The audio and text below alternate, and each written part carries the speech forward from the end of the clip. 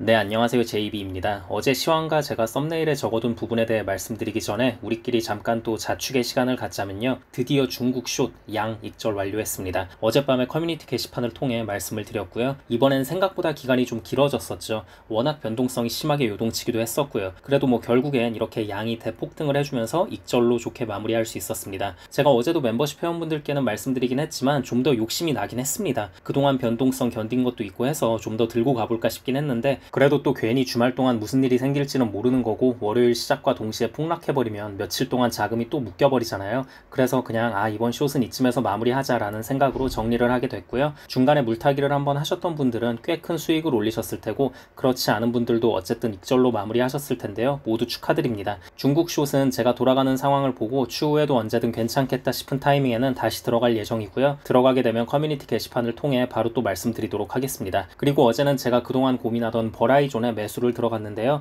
초장기로 들어간 건 아니고 아마 적당한 시점에 적당히 먹고 빠질 생각으로 들어갔고요. 버라이존에 매수 들어간 이유는 제가 추후에 따로 영상을 통해 말씀드리도록 하겠습니다. 네, 그럼 어제 시황에 대해 말씀을 드리자면요. 어제는 생산자 물가지수 PPI 수치 발표가 있었는데요. 이게 예상치보다 높게 나왔습니다. 전월보다 0.3% 상승했고요. 최근 3개월 만에 처음으로 상승한 수치가 나왔고 근원 PPI 수치도 전월보다 0.2% 상승한 수치가 나오면서 지난 2월 이후 최대 상승폭의 수치가 나왔습니다. 이젠 다들 아시겠지만 PPI 수치는 CPI 수치를 선행하는 경향이 있다 보니까 당연히 증시는 안 좋게 반응할 수밖에 없었고요. 채권도 하락을 했습니다. 하지만 다행인 건 몇 시간 후에 발표된 미시간대 기대 인플레이션 수치가 예상치보다 낮은 수치가 나오면서 주식과 채권 모두 약간은 하락폭을 만회하며 마무리할 수 있었습니다. 네, 그럼 이제 오늘 제가 썸네일에 적은 주제에 대해 이야기를 해보겠습니다. 저는 아무리 봐도 지금의 채권 가격이 말이 안 된다고 생각하는 이유가요. 지금 채권 금리가 어느 정도 수준이냐면요. 무려 작년 9월 고점과 비슷한 수준입니다. 근데 저는 아무리 봐도 지금의 상황은 작년 9월과는 너무나도 다르다고 생각을 하거든요. 작년 9월, 10월이면 영국이 파산 한 해 만에 하는 끔찍한 소리가 들려오던 상황이었고요. 거기에 결정적으로 당시에는 CPI 수치가 8%대였습니다. 지금 3%대잖아요. 근데 당시와 채권금리가 같다는 게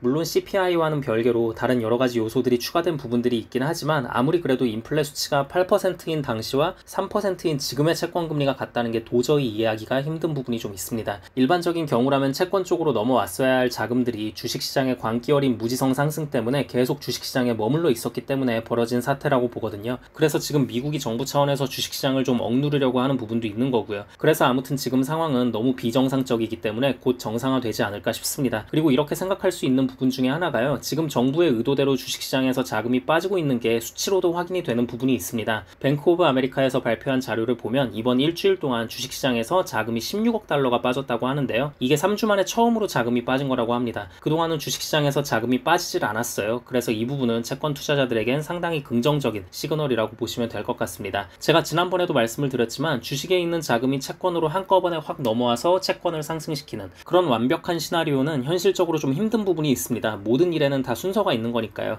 일단 주식시장의 열기가 좀 식고 자금이 빠지면서 어느 정도 강하게 조정을 받다 보면 얼마 지나지 않아 채권으로 자금이 다시 유입될 것으로 저는 보고 있습니다. 그래서 지금 1년 분할 계획을 잡고 가격 상관없이 매일마다 TMF를 분할 매수하고 있다고 보시면 되고요. 그리고 반도체 섹터도 이야기를 해야 할 것 같아요. 요즘 TQ도 TQ인데 속슬이 엄청나게 하락하고 있잖아요. 여러분, 제가 이래서 TQ나 속슬은 지금 상황에선 사는 걸 좀 꺼려했던 겁니다. 근데 어쨌든 기술주 비중 50%는 유지하고 싶으니까 TQ나 속슬을 부분익절한 돈으로 차라리 저평가 개별주에 들어갔었던 거예요. 퀄컴, TSMC, 인텔 이런 애들이요. 이런 애들도 물론 우리가 들어간 직후 지금 가격이 좀 빠지긴 했지만 그래도 속슬만큼 빠진 건 아니잖아요. 지금 보시면요. 속슬이 최근 고점까지 다시 회복하려면 지금 주가에서 거의 40% 가까이 올라야 돼요. 근데 우리가 분할 매수 중인 퀄컴 같은 애들은 생각보다 많이 안 빠졌습니다. 어제도 보면 속슬 7% 넘게 빠지는 동안 퀄컴은 1%도 안 빠지잖아요. 여러분, 속슬은 절대 꼭대기에서 사면 안 돼요. TQ도 마찬가지긴 한데 속슬은 더더욱 그렇게 하면 안 됩니다. 불과 며칠 만에 주가를 이렇게 심하게 빼버리잖아요.